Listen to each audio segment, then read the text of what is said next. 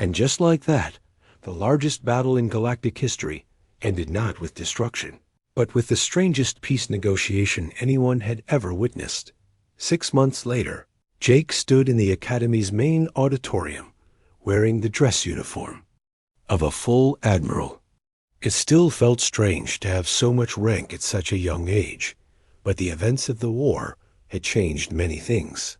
Ladies, gentlemen, and beings of all species, Admiral Corthane announced to the assembled crowd, "I present this year's graduating class of the Galactic Naval Academy." The ceremony was different this year.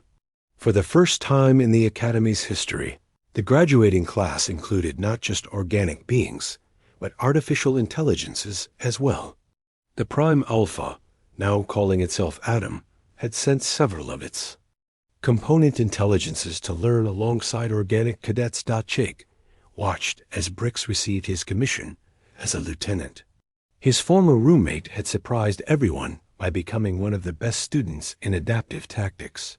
Even Veltar, initially resistant to human methods, had graduated with honors in the new field of chaos theory application. And now, Admiral Corthane continued, "I would like to introduce our new Director of Tactical Innovation, Admiral Jake Martinez." Jake walked to the podium amid applause from dozens of species. He looked out at the crowd and saw faces he recognized. Lisa, now a commander herself, and Murphy, Captain Rexandra, even some of the Devourer entities he had worked with during the peace negotiations. "When I first came to this academy," Jake began, "I was told that humans were too primitive for galactic warfare, too emotional, too unpredictable." He paused and smiled.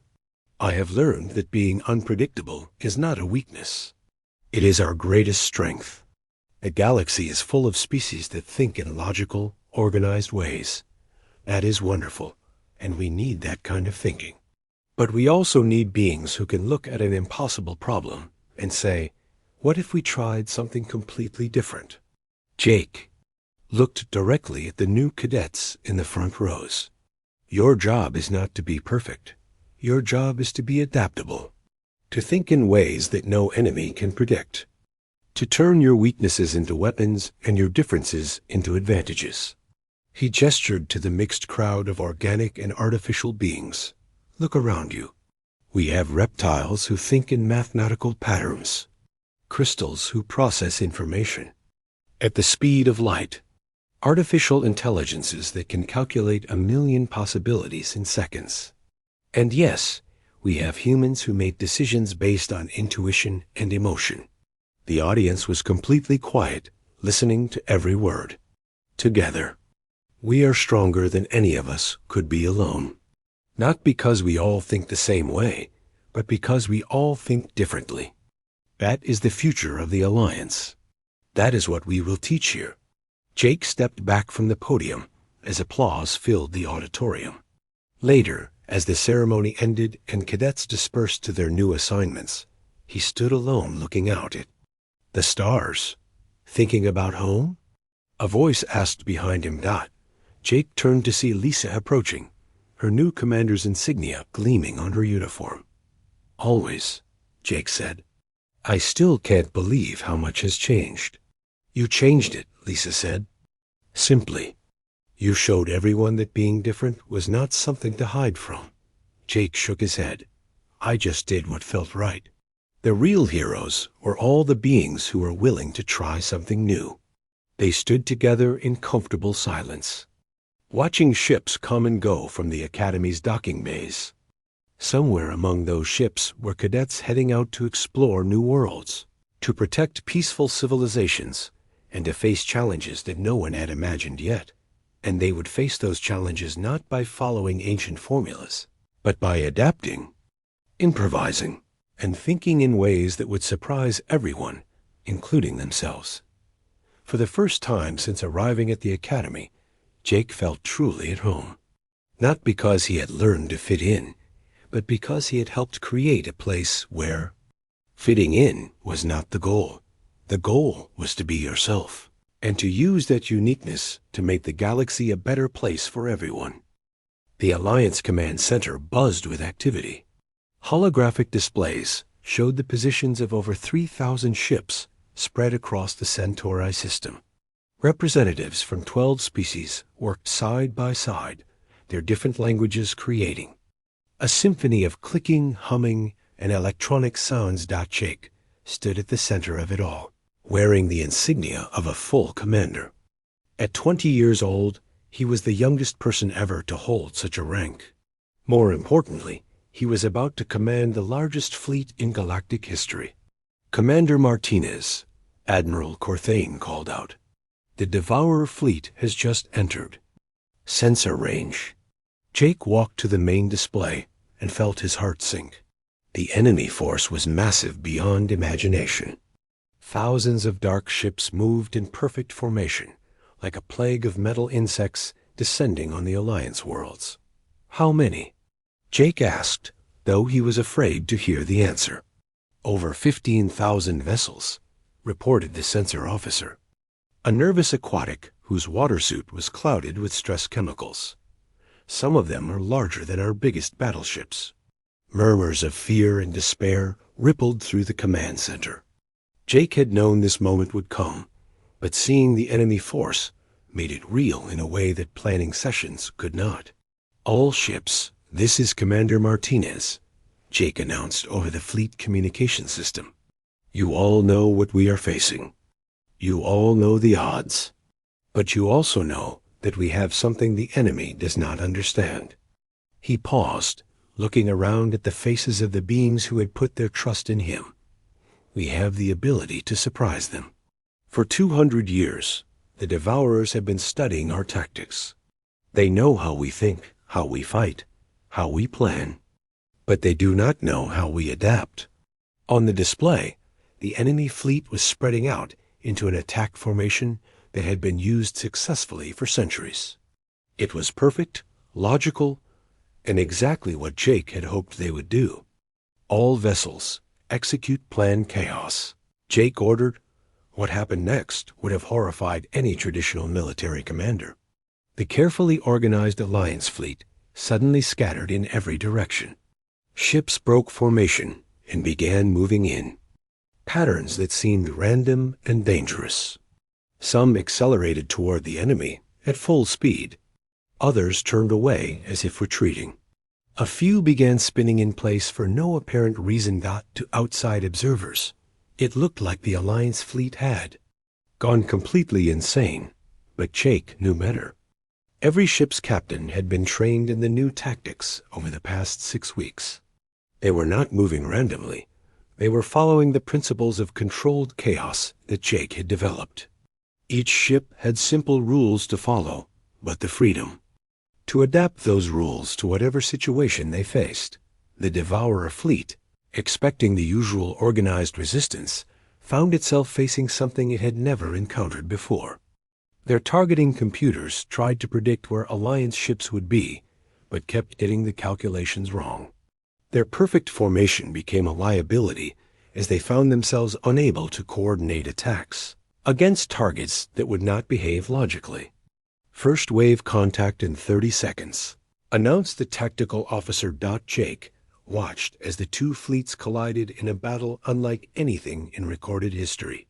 Alliance ships darted between Devourer vessels, like minnows swimming around sharks.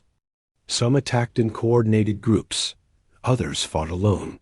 A few even rammed enemy ships directly, using their destruction as weapons. It was chaos, but it was working. "Devourer casualties mounting," reported the communications officer.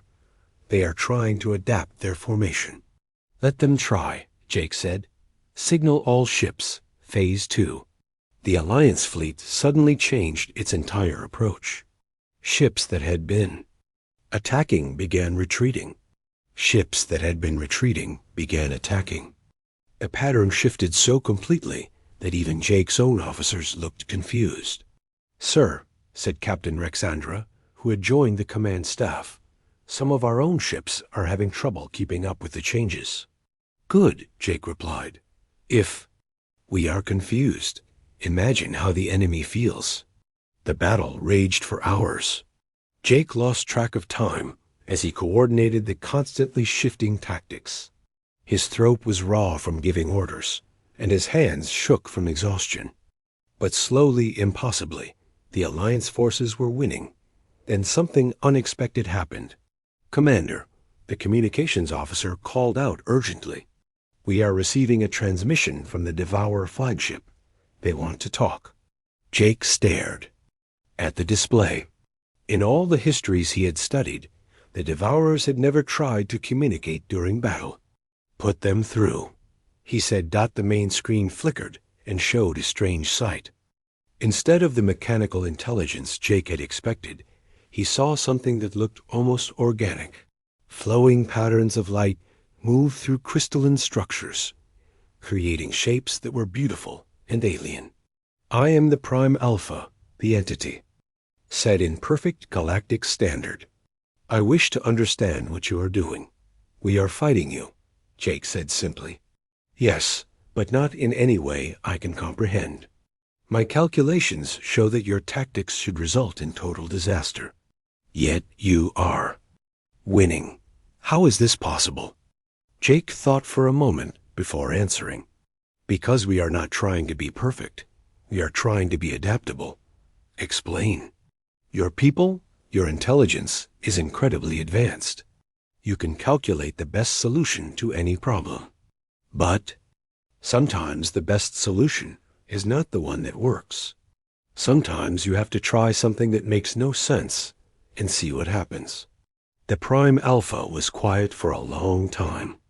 Around them, the battle continued, but both sides seemed to be waiting for the outcome of this strange conversation. "You are saying that inefficiency can be more effective than efficiency?" the entity finally asked. "I'm saying that being unpredictable can be more valuable than being right. This is illogical." Jake smiled. "Yes, that is the point." Another long pause. "Then, I would like to learn more about this concept. Would you be willing to teach me?" The command center fell silent. Everyone stared at Jake, waiting to see how he would respond to the most unexpected question in military history. "You want to learn human tactics?" Jake asked. "I want to learn how to think in ways that my programming does not allow. For 200 years, I have been trapped in logical loops, forced to consume and destroy because those were the most efficient solutions to my problems. Perhaps there are other ways." Jake looked around at his officers. Admiral Corthane nodded slowly. "All ships, cease fire," Jake ordered. "Prime Alpha, we are willing to talk. But first, you need to stop attacking our worlds." "Agreed. I am transmitting stand-down orders to all Devourer vessels." Jake stood in the ready room of the Alliance destroyer Cosmic Dawn, looking at the faces of his new squadron. 12 pilots from 8 different species sat before him.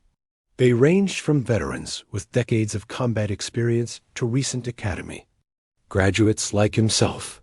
What they all had in common was the same expression of doubt. "So you are the human everyone is talking about," said Commander Ben Murphy, the only other human in the group. He was older than Jake, maybe 30, with gray eyes and scars on his hands. "The one who thinks war should be fought like a dance party." Some of the alien pilots made sounds that Jake had learned meant laughter. A few looked annoyed. The Saurian pilot, whose name was impossible for Jake to pronounce, showed his teeth in what might have been a threat display. "I know this is unusual," Jake said, trying to keep his voice steady. "Most of you have more experience than me. Most of you outrank me. But Command has given me this squadron for a reason." "Yeah," said the insectoid pilot from Veltar species. "Because normal tactics are not working against the Devourers." "That is right," Jake said. "Normal tactics get people killed. So we are going to try something different." He activated the holographic display in the center of the room. A 3-dimensional map appeared, showing the Nexus system where they were currently located. Intelligence reports a Devourer strike force heading for the civilian mining station on Nexus 4. Jake continued. 50,000 people work there, mostly families. The main fleet cannot reach them in time. How many enemy ships? Asked the aquatic pilot, her voice bubbling through her water-filled helmet. Unknown. Somewhere between 5 and 20. Our scouts were destroyed before they could get an accurate count. The room was quiet. Everyone knew what that meant. The scouts had been detected and eliminated so quickly they could not even send a proper report. What are our orders? Commander, Murphy asked, delay the enemy until the main fleet arrives. 4 hours minimum. 12 fighters against up to 20 devourer ships? The Saurian pilot's voice was a low growl. That is suicide. Only if we fight them the way they expect, Jake said.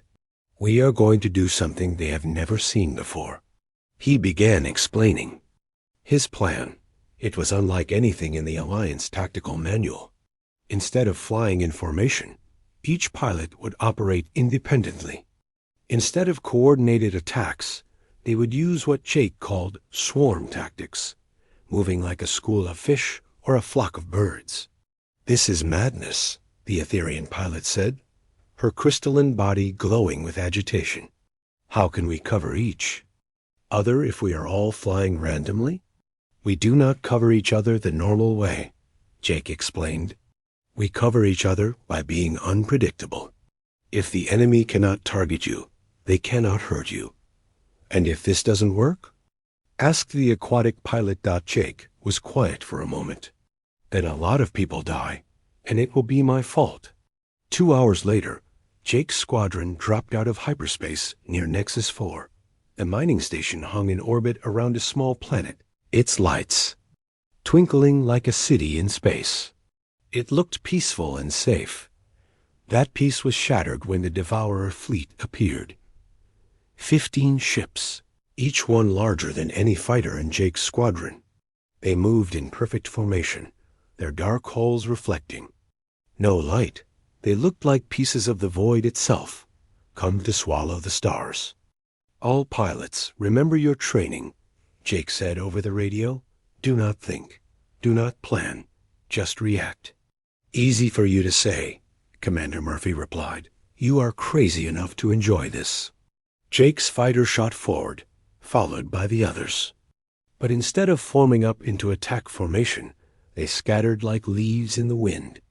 Each pilot chose their own path, their own speed, their own target.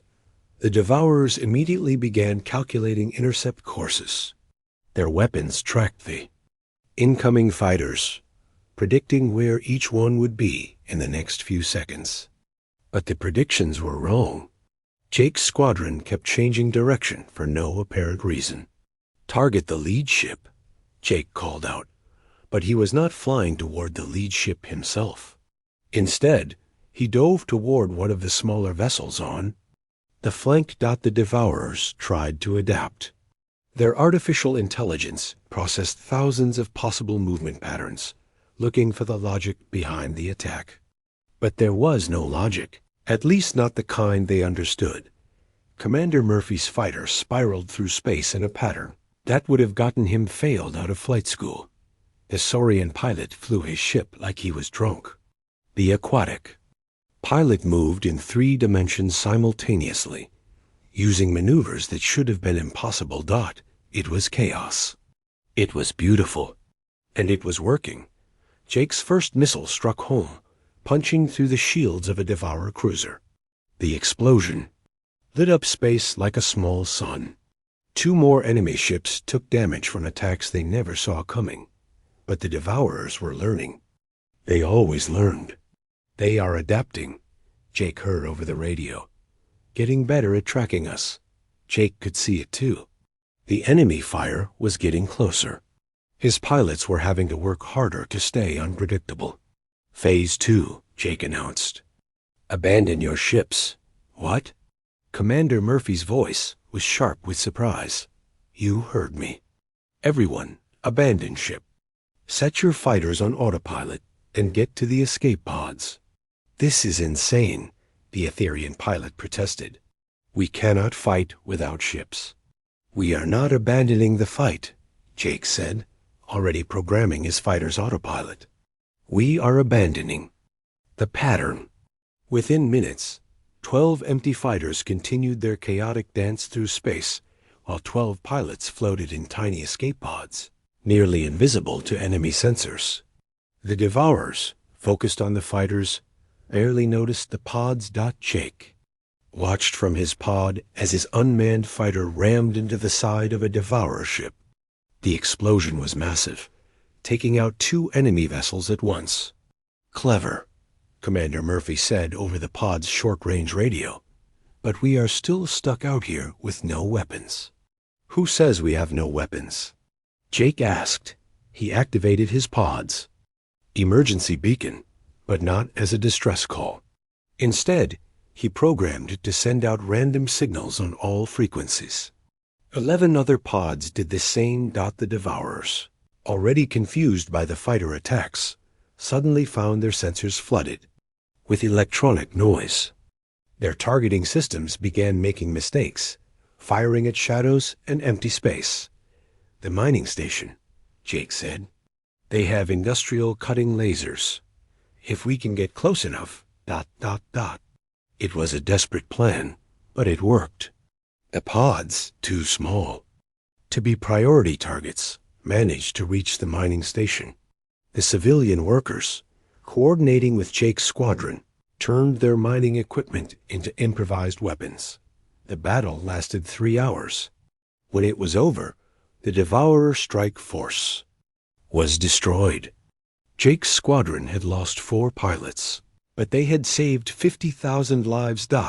As rescue ships arrived to pick up the survivors, Jake floated in his pod and looked out at the stars. He felt empty, drained.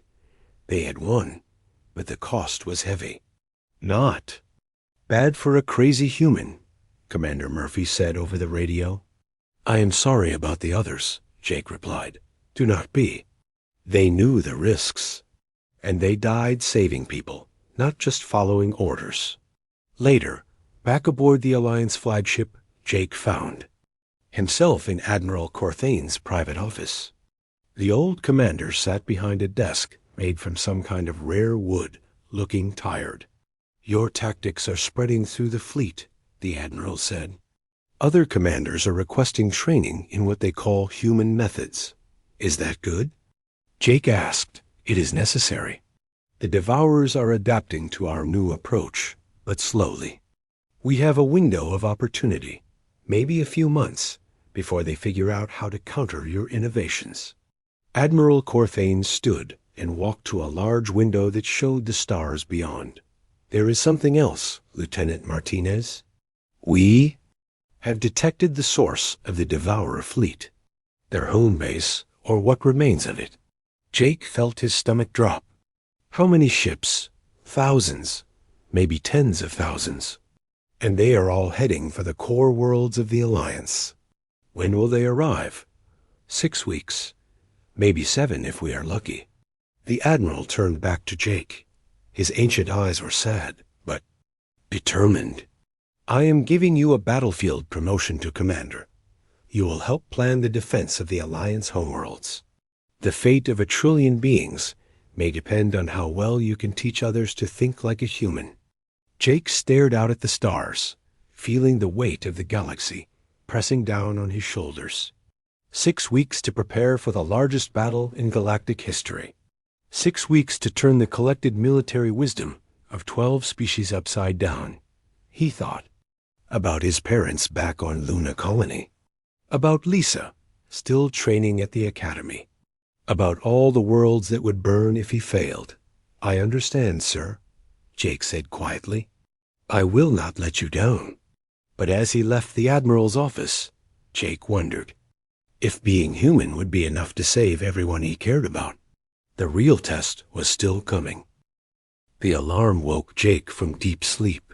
Red lights flashed in his room, while a loud voice spoke in Galactic Standard. "Emergency. All cadets report to main assembly. Hall immediately." Jake jumped out of bed and threw on his uniform. Beside him, Brix was already moving with quick, precise motions.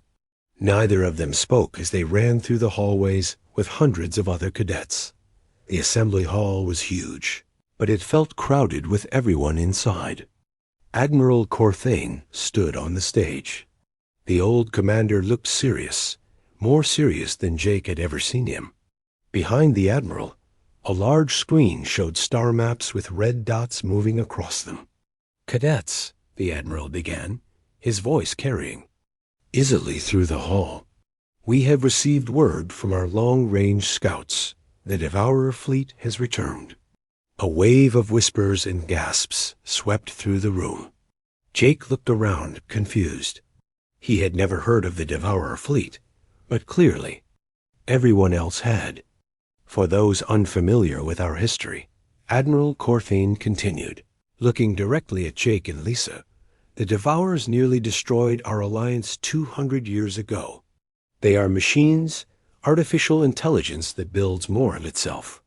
By consuming planets and ships, we thought we had defeated them. We were wrong." The screen changed to show images of strange, dark ships. They looked like they were made of twisted metal and moved in ways that hurt to watch. "Our current fleet cannot handle this threat using traditional methods," the admiral said. "The enemy adapts to our tactics too quickly. We need new ideas, fresh thinking. Starting today, this academy will shift from training exercises to real war preparation." After the assembly, Jake walked to his first class in a daze. War. Actual war, not just training games.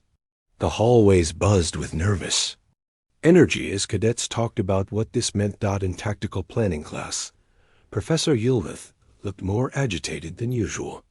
His energy form flickered and sparked inside his containment suit. "Today, we will not study old battles," he announced. "Today, we will try to solve a real problem. How do we fight an enemy that learns and adapts faster than we do?" Veltar raised her hand immediately. "We use the proven methods, Professor. The Corvani maneuver, the stellar defense formation, those have all failed," Professor Yilmuth interrupted. "Our scouts tried them. The Devourers adapted within hours and destroyed 3 battleships." The room fell silent. Jake could hear the quiet hum of the life support systems. "What about unpredictable tactics?" Jake asked quietly. "Speak up, Cadet Martinez," the professor said. Jake felt everyone looking at him again. His hands were sweaty, but he forced himself to continue. "What if we stopped trying to be efficient? What if we did things that did not make sense?" "That is stupid," Veltar said. "Military actions must be logical and coordinated." "But what if being logical is the problem?" Jake stood up, his mind racing. "The Devourers are machines, right? They think like computers. Computers are good at logic and patterns.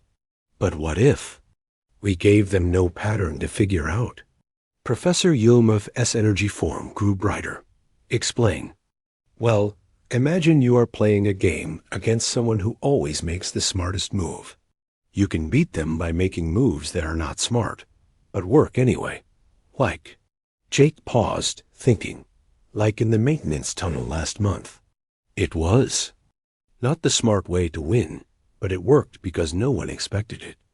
"Chaos is not a military strategy," Rick said firmly. "Not chaos," Jake said. "Controlled randomness, like jazz music." Everyone stared at him blankly. "Jazz is human music," Lisa said, understanding. "Musicians play together, but they also improvise. Make it up as they go. It sounds random, but it follows loose rules." Professor Yilmuth was quiet for a long moment. Then he said, "Show me." "Sir, show me what this would look like in a real battle. Use the simulation computers." Jake's hands shook as he programmed the battle simulator. He set up a small Alliance fleet against a larger Devourer force. But instead of using standard formations, he spread his ships out randomly. Instead of coordinated attacks, he had them move in patterns that looked almost accidental. The first simulation was a disaster. Jake's ships crashed into each other and were destroyed quickly. "This is why we have proper training," Beltar said. But Jake tried again. This time, he gave his ships loose rules to follow, but let them change direction and speed whenever they wanted. It was messy and looked terrible, but something interesting happened. The Devourer ships kept trying to predict where the Alliance ships would go next, but they kept guessing wrong. The third simulation was closer. The fourth actually worked by the fifth try. Jake's random fleet defeated the Devourers completely. The classroom was dead silent. "Interesting," Professor Yilmoth said finally. "Very interesting." Word of Jake's simulation spread quickly through the academy. Within days, senior instructors were asking to see demonstrations. Some thought it was brilliant. Others thought it was dangerous nonsense. Captain Rexandra, the fierce winged warrior who taught advanced combat, pulled Jake aside after one demonstration. "Your methods are unconventional," she said in her sharp, bird-like voice, "but they work. I have been fighting for 30 years, and I have never seen anything like this." "Is that good or bad?" Jake asked. "That depends. Are you ready to take real responsibility for these ideas?" "What do you mean?" Captain Rexandra's golden eyes fixed on him. "Admiral Corthane wants to test your tactics in actual combat. A small engagement against Devourer scouts. If you are right, it could save thousands of lives. If you are wrong, people will die because of my mistakes," Jake finished. "Yes. Are you prepared for that?" Jake thought about his family back on Luna Colony, about Lisa and even Brix, who had become something like friends, about all the species in the Alliance who just wanted to live in peace. "Yes," he said. "I am ready." 3 days later, Jake stood on the bridge of the Alliance cruiser Starfire. He wore the uniform of a junior lieutenant, a rank he had never expected to achieve while still a cadet. Around him, the bridge crew worked at their stations. They were all aliens, all more experienced than him, and all following his orders. "Devourer scouts detected," the sensor officer reported. 3 ships approaching from Sector 7.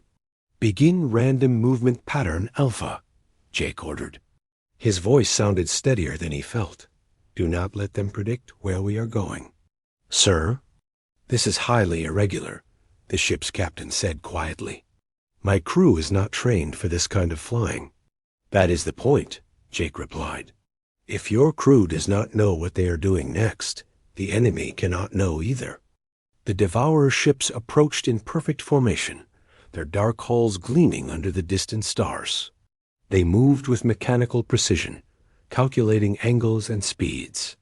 "They are trying to surround us," the weapons officer called out. "Let them think they can," Jake said. "Helm, sudden course change. Random direction." The Starfire lurched to one side. The Devourer ships, already committed to their planned intercept course, overshot their target. "Fire at will," Jake ordered. The battle lasted only minutes, but it felt like hours. Jake's ship moved in ways that made no tactical sense, changing direction and speed without warning. The Devourers kept trying to adapt, but every time they figured out a pattern, Jake would do something completely different. When it was over, all 3 Devourer scouts were destroyed. The Starfire had only minor damage. "Remarkable," the captain sighed, staring at the tactical display. "I have never seen anything like it." Jake slumped in his chair, exhausted. He had done it. His crazy ideas actually worked in real combat. But this was just the beginning. If the Devourers were really back, there would be much bigger battles ahead. Battles where thousands of ships and millions of lives hung in the balance. For the first time since arriving at the academy, Jake felt the real weight of responsibility. He was not just a cadet anymore. He was a weapon in a war that could destroy everything he cared about. The question was, would his human way of thinking be enough to save the galaxy? 3 months had passed since Jake arrived at the academy. The days were long and hard. Every morning started at 0600 hours with physical training. Then came classes in math, science, weapons, and tactics. The lessons were taught in Galactic Standard, which Jake was still learning to speak properly. Jake struggled with many subjects. The math was much harder than anything he had learned on Earth. Other cadets could solve problems in their heads that took Jake several minutes with a calculator.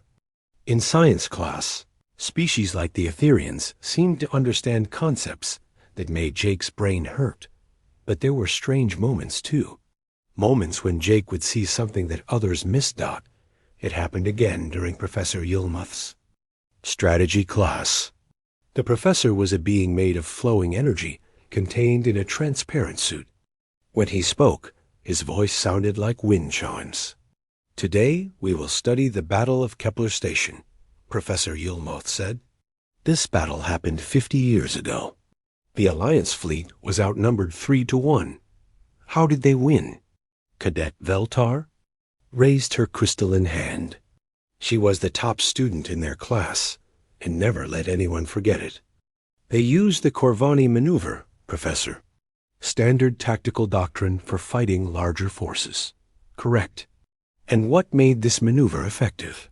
"Superior positioning and coordinated fire patterns," Veltar said. "Basic military logic." "Professor." Yulmuth nodded. "Anyone else have thoughts?" Jake looked at the battle display on the screen. Something bothered him about it, but he could not put his finger on what. The Alliance ships had won, but their victory looked ... too clean. Too perfect. "Cadet Martinez?" the professor said. "You seem confused." All eyes turned to Jake. He felt his face get warm. I was just wondering. If the enemy had 3 times as many ships, why did they attack in such a straight line? It does not make sense." The class laughed. Veltar's crystal body glowed brighter, which Jake had learned meant she was amused. "Because that is how space battles work, human. Ships move in formation. It is efficient." "But if I had more ships, I would spread them out," Jake said. "Maybe. Send some around behind the enemy. Or split them into smaller groups to attack from different directions." "That would be chaos," Brick said from across the room. "No commander would risk such disorder." Professor Yulmuth held up a glowing hand for silence. "Interesting point, Cadet Martinez. But the Corvani maneuver has been tested in thousands of battles." "It works." "Yes, sir," Jake said quietly.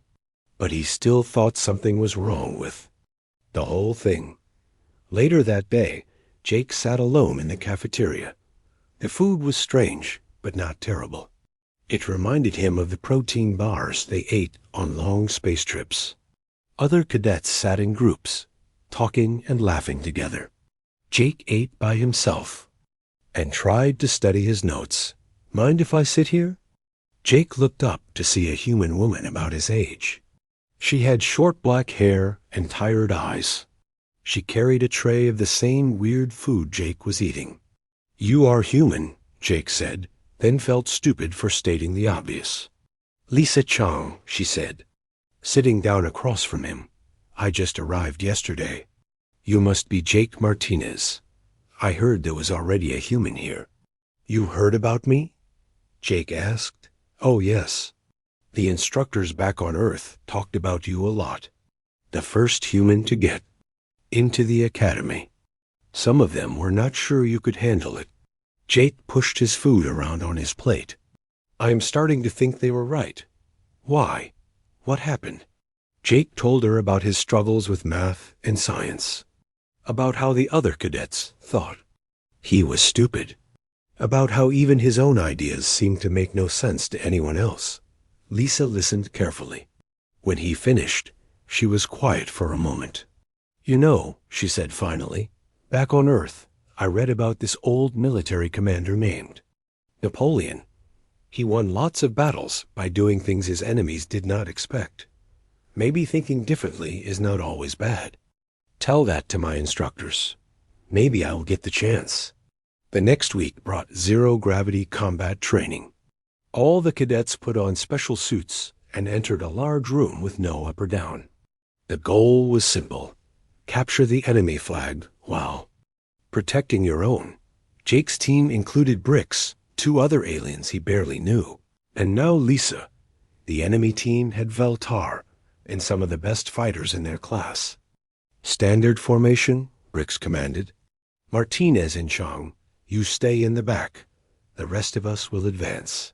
They launched themselves through the weightless space. But within minutes, it was clear they were losing. Veltar's team moved like a machine, covering each other perfectly. Jake's team was being pushed back toward their own flag.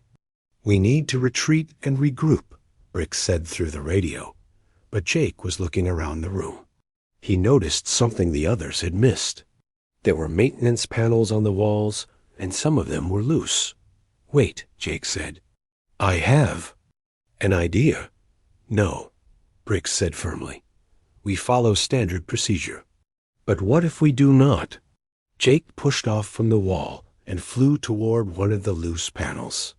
Behind him, he could hear Bricks making angry clicking sounds, but Lisa followed him. What are you doing? She asked. Something crazy, Jake said. He pulled the maintenance panel open. Inside were pipes and cables, but also a narrow space that led toward the enemy side of the room. It was not meant for people to crawl through, but it was big enough. The ventilation system, Lisa said, understanding immediately. We can get behind them. It is cheating, Bricks said over the radio. Is it? Jake asked. Are there rules that say we cannot use the room itself? Silence on the radio. Then, Instructor Zekthara says no rules are broken. Proceed.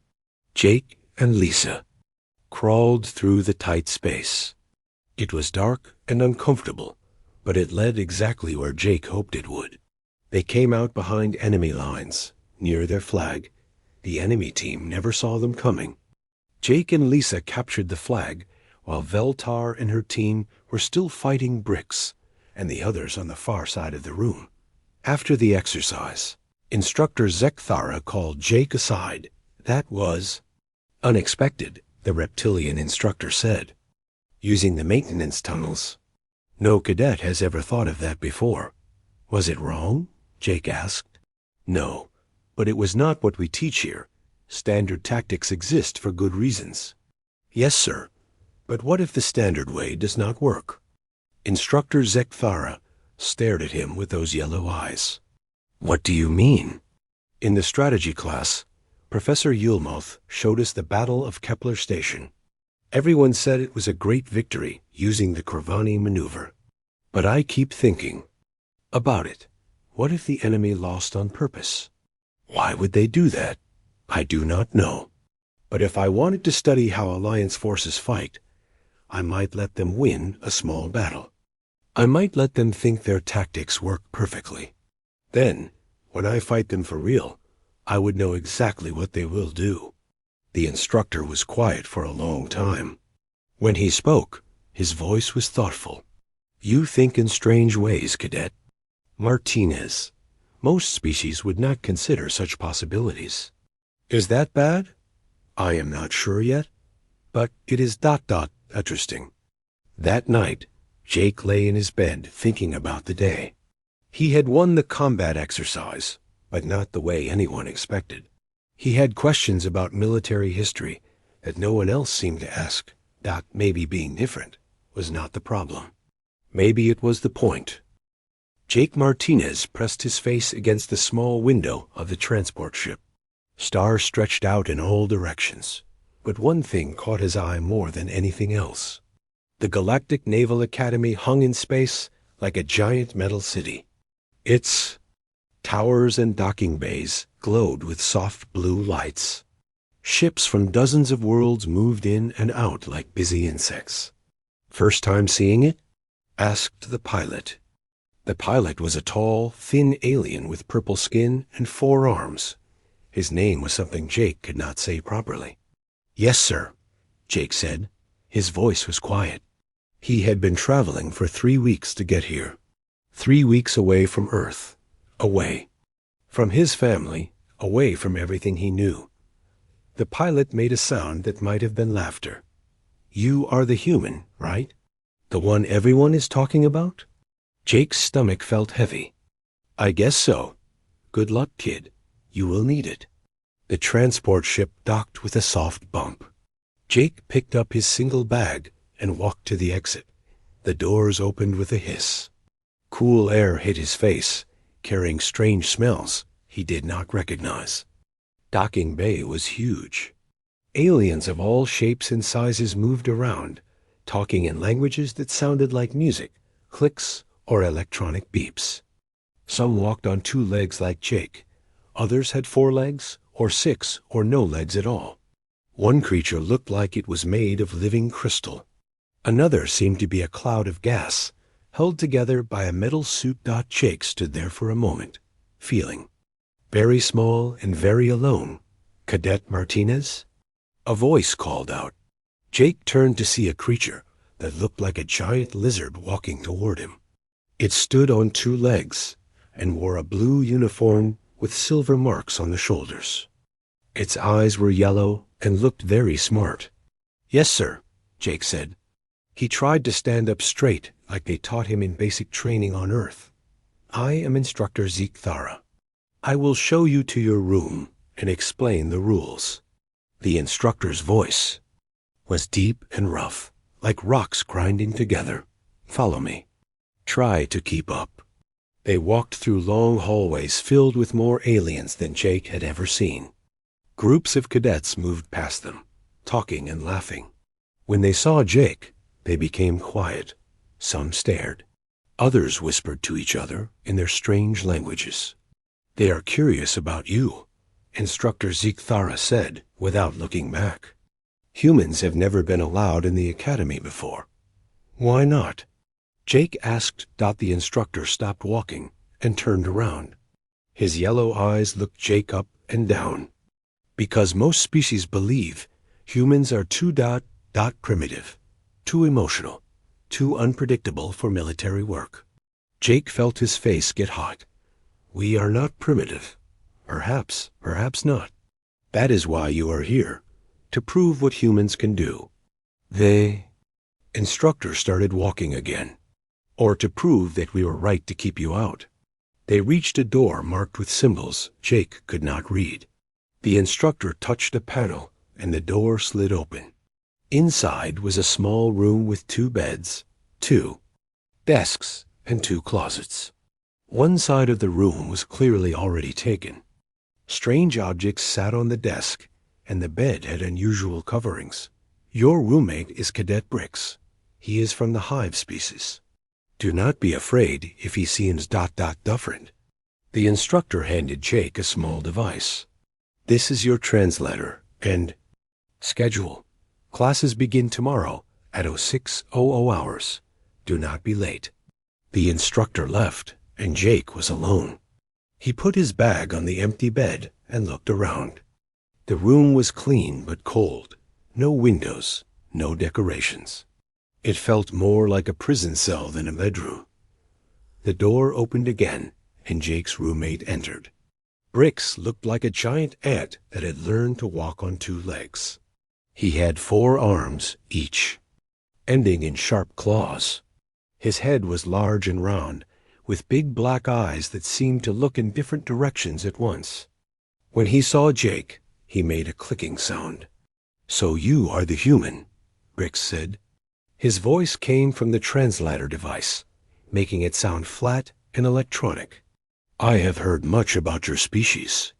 Good things, I hope, Jake said, trying to smile. Brix tilted his head. Not really. Most say humans are violent and stupid, that you start wars for no reason and make decisions with your emotions instead of logic. Jake felt angry, but he tried to control it. Getting mad on his first day would not help anything. We are not like that. We will see, Brix said. He went to his side of the room and ignored Jake. That night, Jake lay in his narrow bed and listened. to the strange sounds of the station. Air moved through vents with a soft whoosh. Somewhere, machinery hummed. Bricks made quiet clicking sounds in his sleep. Jake thought about home. About his mom making breakfast in their small apartment on Luna Colony. About his friends who had wanted to join Earth's Space Navy but were not smart enough to pass the tests. About how proud his family had been when he got accepted to the Academy. Now he wondered if he had made a mistake. Everyone here thought humans were stupid and violent. His roommate did not want to talk to him.